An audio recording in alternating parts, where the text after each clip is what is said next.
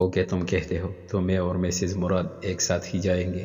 برہان، ذوحان نے اسے گوری سے نوازا۔ اوف سوری، مسز مراد نہیں، مس کشف شاہ ہیں وہ۔ کشف شاہ، گڈ، آئندہ یہ غلطی نہ ہو، جان بوجھ کر بھی مت کیا کرو، سمجھدار ہو۔ خیر غلطی تو مجھ سے نہیں ہو سکتی، جانتا ہوں میرا کچھ بہت قیمتی بھی ہے اور اس کے لیے تو ہرگز بھی کوئی غلطی نہیں کر سکتا۔ چل پھر اب میں نکلتا ہوں، پھر ملیں گے۔ برہان نے کھڑے ہوتے ہوئے کہا۔ اوکے تم جاؤ، میں بھی نکل رہا ہوں، کافی دیر ہو گئی۔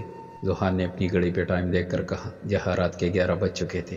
ہاں ہاں کیوں نہیں، جاؤ میاں، جا کر جوڑوں کے پیر بھی دبانے ہوں گے۔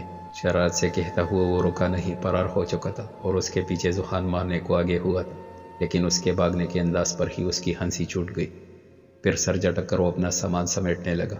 وعدہ بے ساختہ اس کے لبوں سے نکلا تھا اور جو خیالوں سے آیا تھا اس نے تو مسکراہٹ ہی چین کر رکھ دی۔ اپنا کوٹ بازو پہ ڈالا اور آفس روم سے نکلا اور پارکنگ سے کار نکال کر گھر کی طرف لے لی۔ تم اب تک سوئی نہیں؟ وہ جب کمرے میں داخل ہوا تو سامنے ہی روحی کو بیٹا دیکھ کر پوچھا، کیا ہوا، طبیعت تو ٹھیک ہے نا تمہاری؟ جواب نہ پا کر ذوحان نے پھر پوچھا جو اسے ہی دیکھ رہی تھی، نیند نہیں آ رہی تھی؟ کچھ نہ سہی تو جو ذہن میں آیا کہہ دیا۔ اب وہ اسے کیا بتاتی کہ جس ڈلے سے وہ اپنی دوسری شادی کا بے خوف اعلان کر چکا تھا، آخر وہی سوچے ہی تو تھی جو اسے بے چین کر رہی تھی، کیونکہ جہاں تک وہ جانتی تھی ایسا ممکن تو نہیں تھا کہ ذوحان کسی دوسرے کی مرضی اور فیصلوں پر حامی بھر دے۔ آخر کیا ہے ایسا؟ لڑکی کہاں کو گئی ہو؟ وہ اپنے خیالوں میں گم تھی جب ذوحان نے چٹکی بجا کر اسے ہوش کی دنیا میں کھینچا۔ وہ میں کچھ نہیں ذوحان، روحی نے غائب دماغی سے جانے کیا بولا، وہ تو خود بھی نہیں سمجھی تھی، مگر ذوحان نے بھی زیادہ دلچسپی نہ لی اور کندھے چکا کر واش روم کی طرف بڑھا۔ کچھ دیر بعد واپس آیا تو وہ ابھی تک ویسے ہی بیٹھی تھی۔ کل برہان اور کشف تمہاری بہن کے ہاں ڈنر پہ جانے والے ہیں۔ شاہ اپنی عادت سے مجبور ہو کر یا پھر کہیں تجسس سے آگے جھک کر کلہاڑی پہ پیر مارنا چاہ رہا ہے۔ برہان کا اکیلے وہاں جانا زوبیا کے لیے مشکل کا سبب نہ بنے، اسی لیے میں کشف کو ساتھ بھیج رہا ہوں۔ تمہیں کوئی اعتراض تو نہیں؟ ڈریسنگ ٹیبل کے سامنے کھڑا ہو کر وہ بولا۔ ٹہر کر اپنی بات کر رہا تھا، روحی بس سننے کا شرط بخش رہی تھی، اس لیے ذوحان نے آخری جملہ اس کی طرف پلٹ کر دبا کر کہا، نہیں مجھے کوئی اعتراض نہیں، لیکن اگر زوبی کو شاہ نواز نے ایسا کچھ نہیں ہوگا، برہان کو سب پتہ ہے وہ ایسا کچھ نہیں کرے گا جس سے زوبیا کسی مشکل میں پڑے۔ روحی کی مشکل کو بامتے ہوئے وہ فوراً تسلی دیتے ہوئے بولا، برہان کیا ابھی بھی زوبی کو؟ میرا مطلب کیا؟ ہاں وہ اب بھی زوبیا کو چاہتا ہے، پہلی محبت ہے اس کی، اور پہلی محبت تو بلائے نہیں بولتی، اور شاید عشق، لیکن ہمیں اس سے کیا؟ چلو اب رات کافی ہو گئی ہے، تم بھی سو جاؤ۔ روحی کے چہرے پہ آنے والے تاثرات کو خاطر میں نہ لیتے ہوئے اس نے آگے بڑھ کر روم کی لائٹس آف کر دی۔ بھلا ہمارا اس سے واسطہ کیوں نہیں؟ ابھی یہ کل ہی تو بڑے دعوے کر رہا تھا، اور اب تم نے کچھ کہا؟ ذوحان نے اس کی بڑبڑ سن کر پوچھا۔ ذوحان کیا تم واقعی انکل اور نفیسہ آنٹی کی بات مان رہے ہو؟ روحی نے اس کا سوال کا جواب دیے بغیر خود سوال کر ڈالا۔ اندھیرے میں چاند کی روشنی کھڑکی سے اندر آ رہی تھی جو کوچ پہ لیٹے ذوحان پہ پڑ رہی تھی۔ پہلی بات، میں ایک خود مختار شخص ہوں، کوئی بھی مجھ پر زور زبردستی نہیں کر سکتا، اور دوسری بات میں یہ شادی اپنی رضامندی سے کر رہا ہوں۔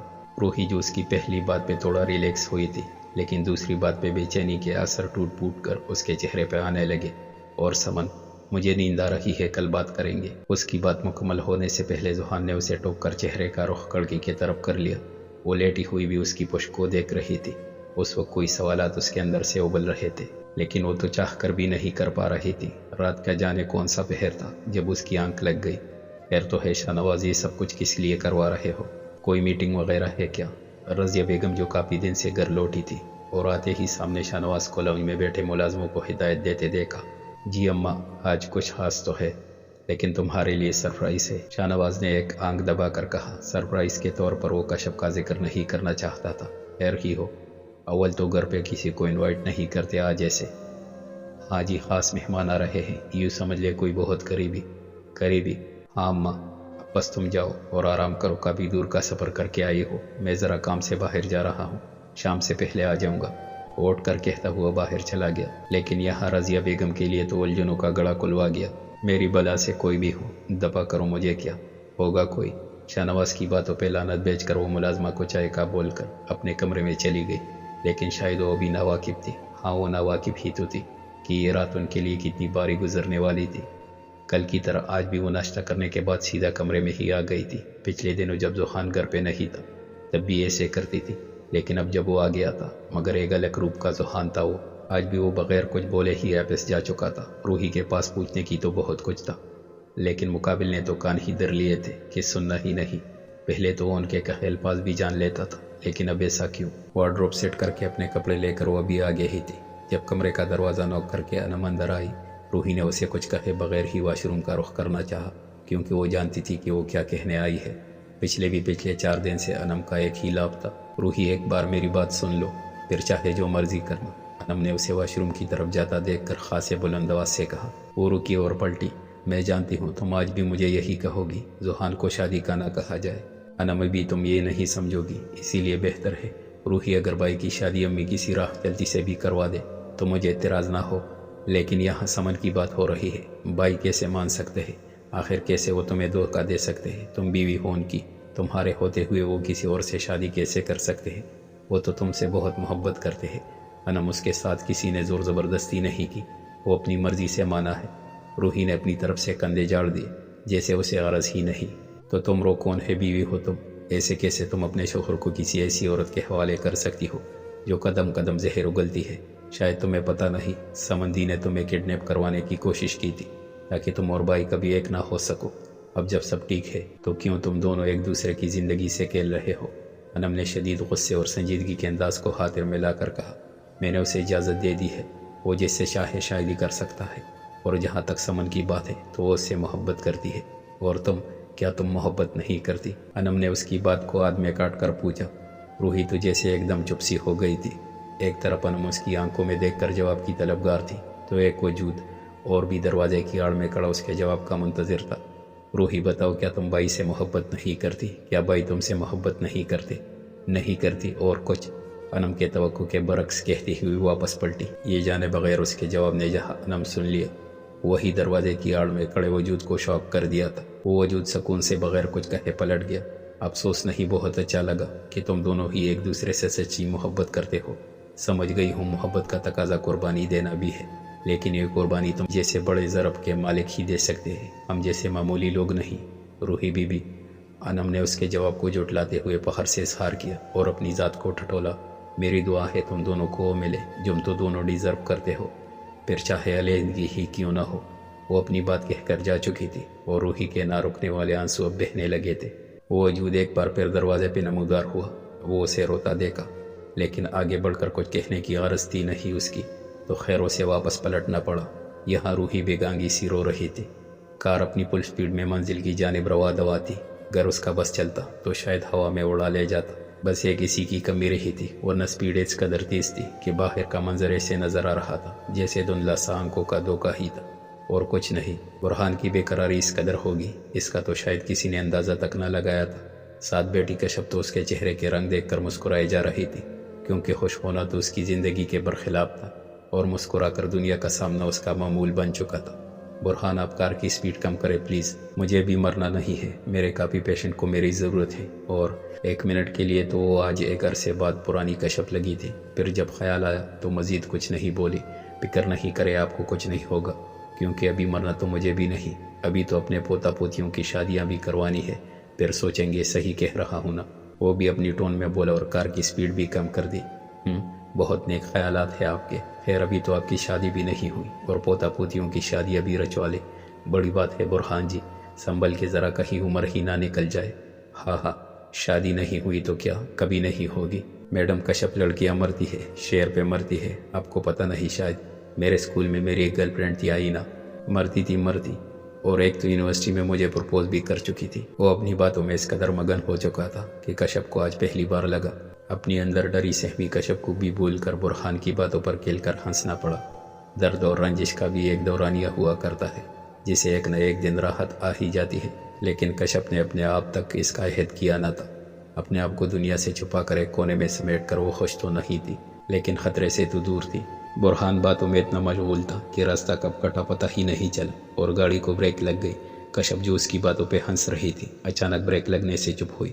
اس کے سامنے ہی ایک عالیشان محل نما بنگلہ تھا۔ کچھ دیر میں مین گیٹ کھلا تو کار پورچ میں آ کر رکی۔ چلے، برہان نے ساتھ بیٹھے کہا تو کشف کی نظر سامنے پڑی۔ اندرونی دروازے کی وہ چوکھٹ کیسے بھول سکتی تھی جہاں سے اس نے وہ نیم مردہ وجود اٹھایا تھا۔ آج بھی وہ چوکھٹ پتھر کی بنی ہوئی تھی جو کہ سالوں پہلے کی طرح ہی دکھ رہی تھی۔ آپ یہ ابھی کیا ہوا آپ کو؟ اٹھے اٹھے پلیز اٹھے آپ ہی۔ اس کی آنکھوں کے سامنے وہ منظر لہرایا تو آنسو کا ایک گولا اندر سے باہر آنے کو تیار تھا۔ کشف آر یو اوکے؟ برہان جو کب سے اس کی حالت غیر ہوتی دیکھ رہا تھا آخر میں بازو ہلا کر پوچھا تو جیسے وہ ماضی سے حال میں آئی۔ کشف آپ ٹھیک ہو؟ جی میں ٹھیک ہوں۔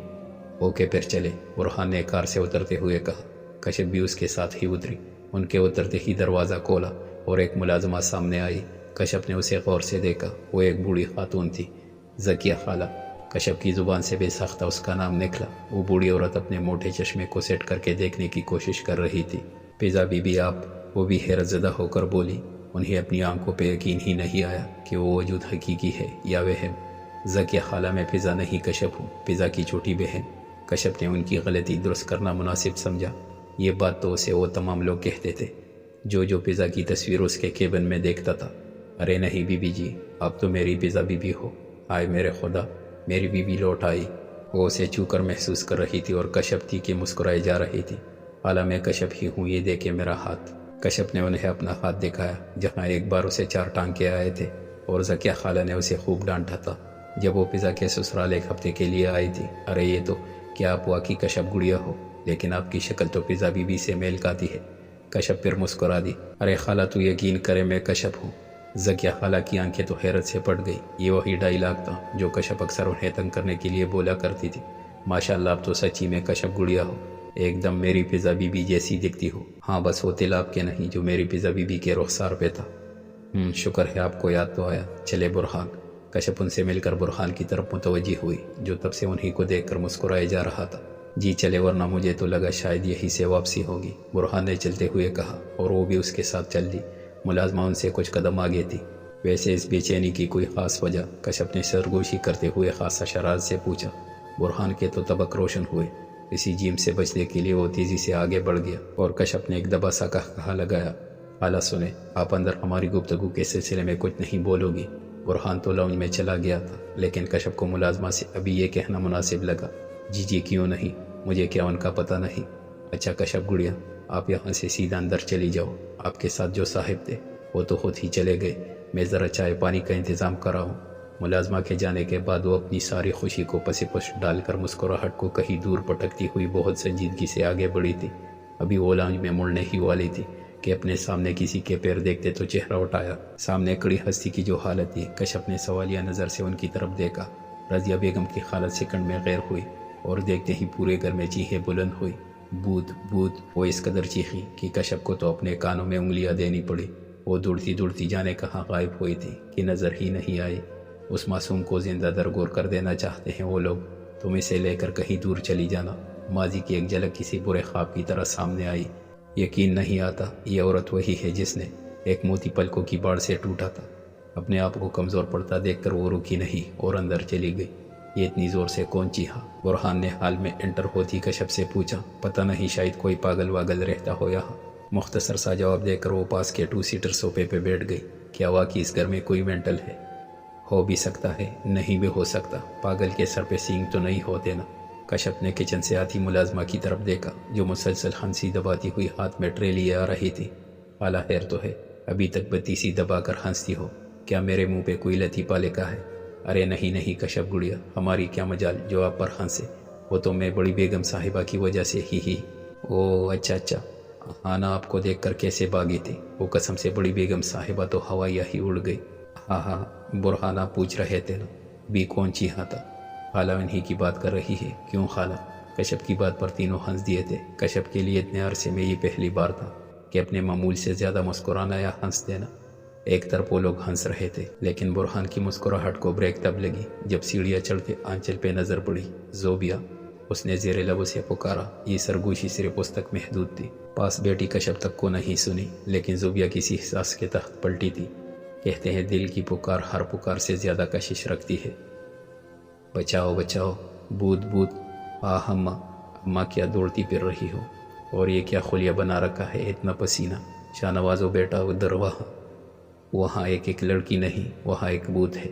توبہ ہے، ماں کتنی بار بولا ہے یہ تعویذ جن تو نہ کیا کرو، میرے منع کرنے کے باوجود بھی تم۔ شاہ نوازو وہاں فضا کو دیکھا میں نے، وہ نیچے کھڑی تھی، میں نے اپنی آنکھوں سے دیکھا۔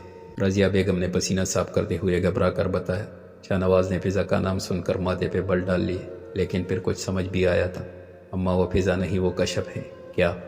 ہاں میں نے ہی بلایا ہے، اپنے منگیتر کے ساتھ آئی ہوگی، شاہ نواز نے اطمینان سے کہتے ہوئے اپنی واسکٹ کو جاڑا، لیکن اپنے سامنے کڑی رضیہ بیگم کی حالت دیکھنے والی تھی۔ شاہ نواز، وہ اسے نکالو یہاں سے جلدی، وہ بمشکل بول پائی۔ لیکن کیوں اماں؟ اور یہ تم اپنی حالت دیکھو ذرا، میں نیچے جا رہا ہوں، تم بھی آ جانا، اور ڈرنے کی ضرورت نہیں ہے، وہ ایسا ویسا کچھ نہیں کرے گی۔ شاہ اگر اس نے تمہاری بیوی زوبیہ کو فضا کے بارے میں کچھ بولا تو؟ وہ ڈر کر کچھ کہہ رہی تھی، لیکن شاہ نواز ان کی بات کاٹ کر بولا، اماں ایسی کوئی بات نہیں ہے، تم بھی جانتی ہو اور میں بھی جانتا ہوں کہ فضا کی موت بس ایک ایکسیڈنٹ تھی، اسے تم نے یا میں نے نہیں مارا۔ اب اماں ذرا ریلیکس ہو کر نیچے آؤ۔ وہ اپنی ٹاٹ باٹ برقرار رکھے زینے اترتا گیا، بغیر پیچھے مڑ کر دیکھے۔ زوبیہ جیسے ہی پلٹی تو اپنے سامنے جسے دیکھا تو بس وہی سانس تھمی اور وقت بھی رک سا گیا تھا۔ برہان بغیر کسی کی پرواہ کیے وہاں سے چلتا ہوا آیا اور عین اس کے سامنے پینٹ کی جیبوں میں ہاتھ ڈال کر کھڑا ہو گیا۔ زوبیہ! برہان کے پکارنے پر زوبیہ کو جیسے ہوش کی دنیا میں لایا گیا۔ برہان آپ یہاں؟ برہان بغیر اس کے سوال کا جواب دیے 2 قدم آگے بڑھا۔ کیسی ہو؟ میں ٹھیک ہوں، لیکن آپ یہاں کیسے؟ میرا مطلب، برہان نے ہاتھ کے اشارے سے اسے خاموش کروایا تھا، ارے ابھی تو مجھے آئے کچھ ہی دیر ہوئی تھی مسز شاہ، اور آپ مجھے جانے کا بول رہی ہے، ویری بیڈ۔ برہان کی گفتگو کا رخ بدلتا ہوا دیکھ کر زوبیہ کو سمجھ نہیں آئی تھی، آخر وہ تو اس کے بڑھتے قدموں سے کچھ اور ہی سمجھ رہی تھی، لیکن برہان کا اسے مسز شاہ کہہ کر مخاطب کرنا کچھ کٹکا تھا۔ سمجھ تو تب آئی جب برہان نے اگلی بات کہی،